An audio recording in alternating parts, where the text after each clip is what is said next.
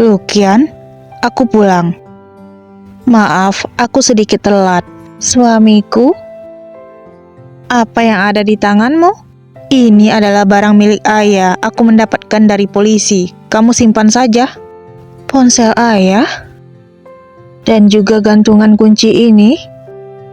Aku membelinya untuk hadiah ulang tahun ayah. Ayah selalu menyimpan benda ini kemanapun dia pergi.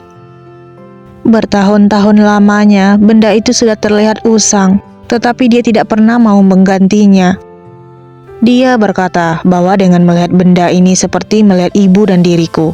Kami bertiga akan selalu bersama selamanya. Dia bilang bahwa aku adalah putri kesayangannya. Dia akan mencintaiku selamanya. Jangan bersedih lagi. Mulai sekarang aku akan menjadi orang yang paling mencintaimu di dunia ini. Menjadi kesatriamu. Melindungimu selamanya. Terima kasih Kuan Yuchen. Yuchen, lihat ini. Panggilan terakhir yang diterima oleh ayah adalah sebuah nomor yang tidak dikenal. Durasi telepon adalah 2 menit. Jika bukan seseorang yang dikenalnya, dia tidak akan berbicara selama itu. Apakah menurutmu kecelakaan mobil yang dialami ayahku ada hubungannya dengan telepon ini? Polisi telah memeriksa nomor itu. Itu adalah sebuah nomor telepon virtual, sumbernya tidak dapat ditemukan. Jadi, panggilan telepon terakhir apa yang diterima oleh ayahku? Sudah saatnya dia pulang. Lalu mengapa dia mengubah rute dan menuju ke tempat lain? Jangan terlalu banyak berpikir. Aku akan mengurus masalah ini. Tujuan utamamu sekarang adalah menjaga kesehatan tubuhmu. Aku sangat khawatir apabila kamu dibuat stres oleh nenek.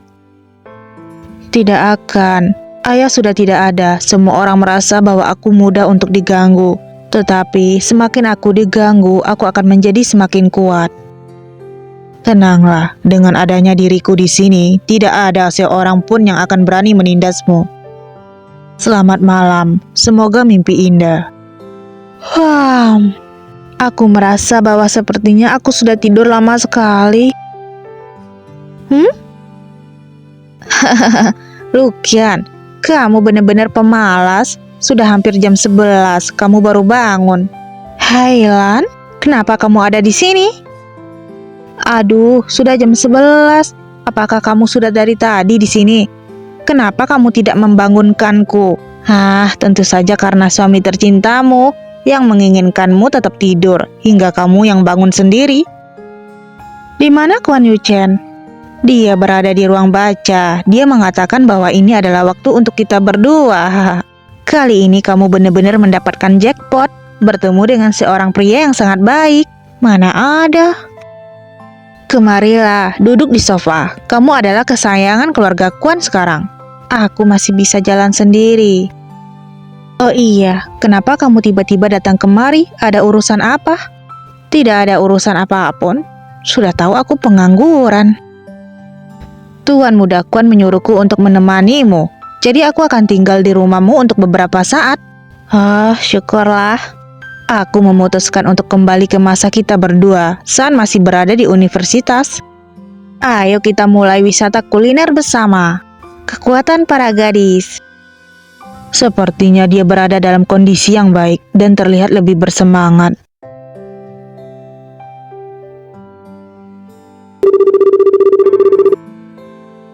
Hasilnya sudah keluar.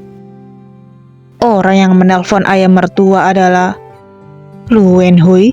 Apakah aku harus memberitahu Lukian? Apa? Orang yang menelpon ayah adalah Lu Wenhui? Apa yang dia bicarakan dengan ayahku?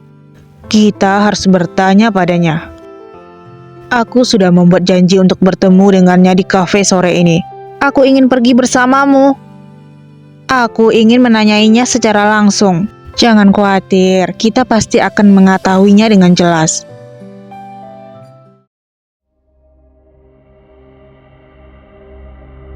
Katakan saja kalian berdua secara khusus mengajakku bertemu. Ada masalah apa sebenarnya? Panggilan terakhir di ponsel milik ayah Lukian adalah darimu, bukan? Lalu, setengah jam kemudian dia mengalami kecelakaan. Apakah kamu tidak perlu menjelaskan sesuatu? Mengapa aku harus menjelaskannya? Lagi pula siapa yang masih mengingat peristiwa yang sudah terjadi begitu lama itu? Kamu? Jangan terburu-buru. Aku akan membuat dia mengakuinya. Pada hari kecelakaan mobil tersebut, software nomor virtual yang kamu gunakan telah menghubungi Lu Haiping. Ini adalah histori dari software itu. Ini adalah dirimu, bukan? Bagaimana kamu bisa memiliki ini? Dari mana catatan itu berasal? Aku Guan Yuchen dapat mengetahui semua hal yang ingin ku ketahui. Cih, itu benar. Memang kenapa kalau aku yang menelponnya? Apakah ada larangan bagi seorang keponakan ingin menghubungi pamannya sendiri? Apa yang kamu bicarakan dengan ayahku? Mengapa dia mengalami kecelakaan mobil setelah menjawab teleponmu? Tolonglah, Lukian. Aku hanya menelpon saja. Apa hubungannya kecelakaan mobil ayahmu dengan diriku? Jadi begitu, mengapa kamu mengganti nomor teleponmu? Aku tidak ingin orang lain mengetahui bahwa aku meminjam uang dari paman. Meminjam uang? Bukankah dulu kamu mengatakan bahwa keluarga Zhang telah memberimu banyak uang? Untuk apa kamu meminjam uang lagi? Hanya 2 miliar rupiah saja. Itu pun tidak cukup untuk pengeluaran harianku. Lalu, apakah ayahku setuju untuk meminjamkan uang padamu? Apakah kalian bertemu? Kamu? Cukup. Apa maksudmu? Dia sama sekali tidak pergi ke tempat janjian itu. Kematian ayahmu tidak ada hubungannya dengan diriku. Jangan ganggu aku lagi. Hei! Apakah aku harus membiarkan dia pergi begitu saja? Tidak apa-apa. Yuchen, aku merasa ada sesuatu yang tidak beres. Tenang saja. Kita tunggu saja hasilnya dengan tenang. Wenhui, mengapa kamu memanggilku ke sini? Ibu, bagaimana? Apakah nenek tidak tahu kamu sedang keluar? Jangan khawatir, nenekmu sedang tidur. Ada apa sebenarnya? Si Jalang Lukian itu mengandalkan Tuan Muda Kuan dan mereka mengetahui mengenai panggilan teleponku ke paman. Biarkan saja dia mengetahuinya. Bukan kamu yang menyebabkan kecelakaan mobil itu. Apa yang kamu takutkan? Kamu paham apa? Aku akan berada dalam masalah besar jika mereka memanggil polisi untuk menyelidiki telepon itu. Apa? Ya Tuhan, kamu yang menyebabkan kecelakaan mobil itu. Ini adalah kejahatan kriminal. Apakah kamu ingin masuk penjara seperti ayahmu? Untuk apa kamu berteriak? Apakah kamu ingin seluruh dunia mengetahuinya? Wenhui, jangan takut. Begini saja, jika kamu ketahuan, bilang saja itu adalah perbuatan ibu. Ibu akan menggantikanmu masuk penjara. Tidak perlu seserius itu. Aku sudah merekamnya. Oh iya, bukankah nenek ingin menuntut wanita jalang itu? Apakah nenek sudah mengajukan gugatannya? Nenek sudah pergi menemui pengacara. Pihak pengacara mengatakan bahwa dalam situasi seperti ini, masih ada kemungkinan bagi nenekmu untuk mendapatkan setengah bagian dari saham tersebut. Syukurlah kalau begitu. Baiklah, aku akan kembali ke kediaman keluarga Zhang. Ingatlah, jangan beritahu nenek mengenai permasalahanku. Ibu hanya perlu mengawasi gugatan yang diajukan oleh nenek. Baik. Lukian, dengan adanya aku, Lu Wenhui, maka tidak akan mudah bagiku untuk menjadi seorang nyonya yang kaya raya. Beberapa petunjuk ini tidak bisa memastikan siapa yang sebenarnya menabrak ayah. Cukup. Kamu terus membacanya sejak kamu kembali. Beristirahatlah. Bagaimana? Apakah kamu mendapatkan sesuatu mengenai Lu Wenhui? Tentu saja, jika suamimu bertindak, maka semua masalah pasti akan beres. Pokoknya, Lu Wenhui sangat mencurigakan, tetapi kita masih perlu bekerja sama dengan polisi untuk menyelidiki dan mengumpulkan beberapa bukti. Mungkin kita akan mendapatkan berita dalam 1-2 hari lagi. Lu Wenhui, bagaimana dia bisa melakukan hal sekeji itu? Terlebih lagi, detektif juga berhasil menemukan sesuatu yang menarik. Lu Wenhui sepertinya membeli putranya dari orang lain. Apa? Jangan khawatir dengan masalah ini. Aku akan memberitahumu ketika aku sudah menyelidikinya dengan jelas.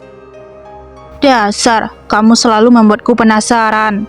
Jika kamu ingin tahu lebih banyak, maka beri aku hadiah. Menyebalkan.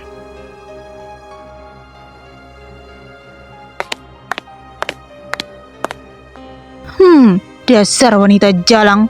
Jangan berpikir bahwa kamu bisa mendapatkan uang itu dengan perlindungan di bawah keluarga Kwan. Hari ini aku akan memberitahu semua orang betapa kurang ajarnya dirimu. Nenek tua, tolong jaga ucapanmu. Suamiku, tidak usah pedulikan mereka. Mereka sama sekali tidak penting. Wanita jalang, jangan lupa bahwa kamu adalah putri angkat dari putraku. Walaupun kamu tidak rela, tetapi kamu tetap harus memanggilku nenek.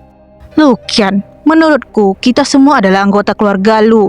Jika kamu memberikan nenek 30% bagian itu, maka kita akan berdamai, bukankah begitu? Jangan harap. Kamu akan menangis saat menghadapi jalan buntu. Kita lihat saja nanti. Sidang dimulai.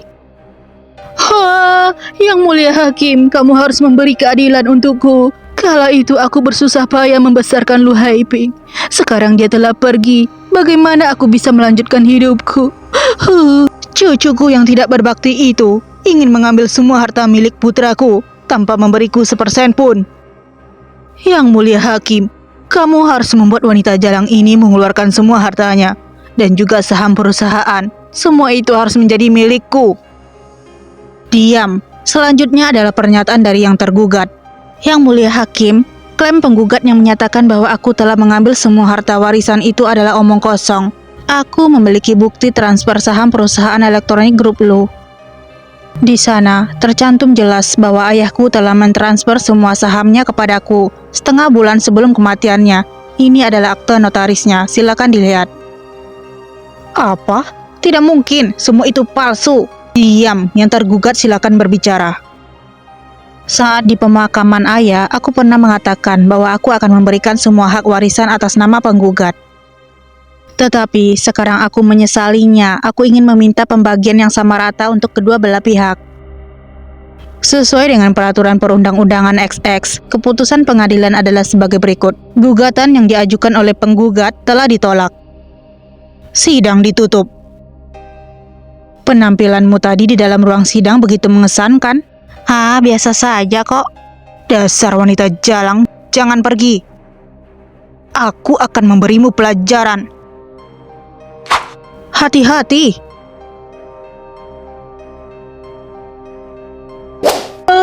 Tega sekali kamu memperlakukanku seperti ini. Hidupku sangat menyedihkan. Lu Haiping, kenapa aku bisa memelihara serigala berbulu domba seperti dirimu? Aku telah bersusah payah untuk membesarkanmu dari kecil, tetapi pada akhirnya aku tidak mendapatkan apapun. Pada awalnya aku berpikir karena kamu telah membesarkan ayahku, maka aku akan memberimu 2 miliar rupiah sebagai biaya masa tuamu. Tetapi karena kamu begitu tidak tahu diri, maka jangan salahkan jika aku bertindak kejam. Anak durhaka, kamu pasti akan mendapatkan balasan yang setimpal. Kita pergi saja, Lukian. Jangan membuang waktumu untuk orang seperti dia.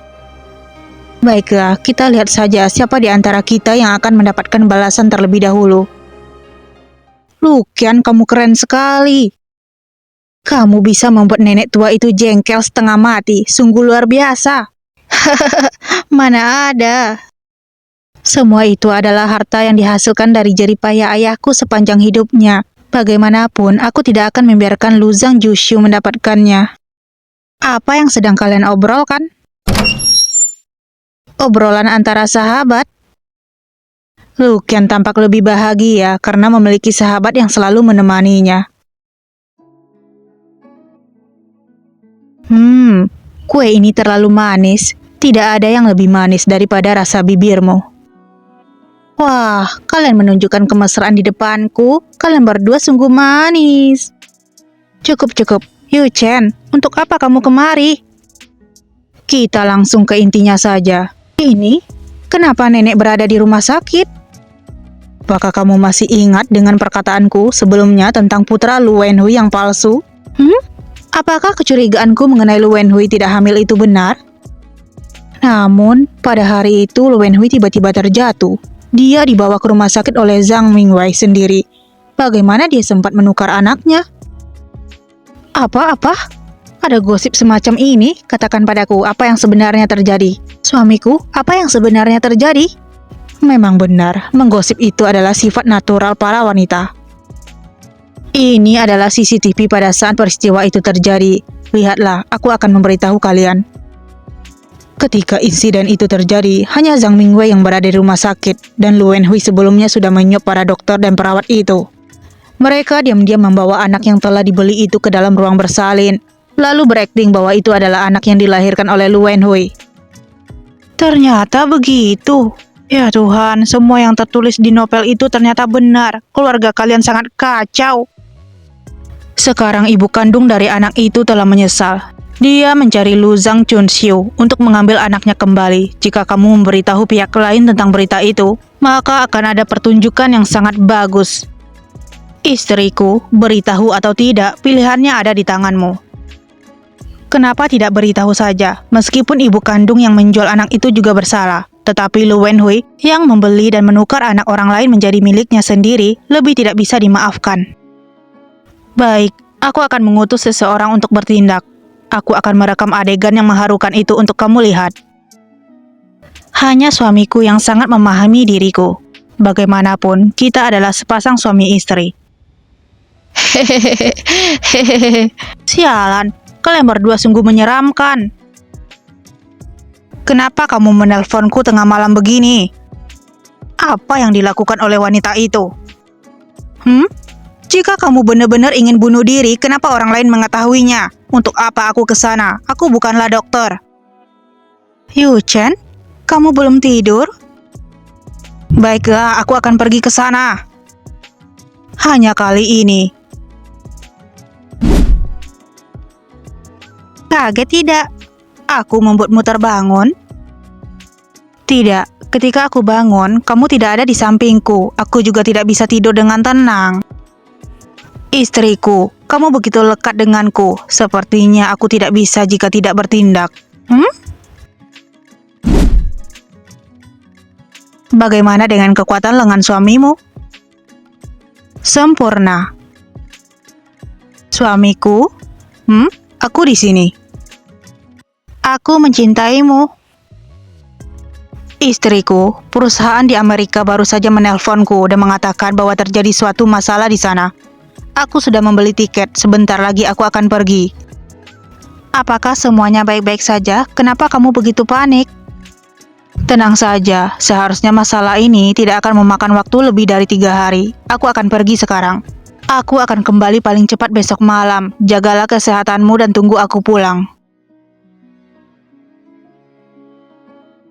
Suamiku, cepatlah kembali.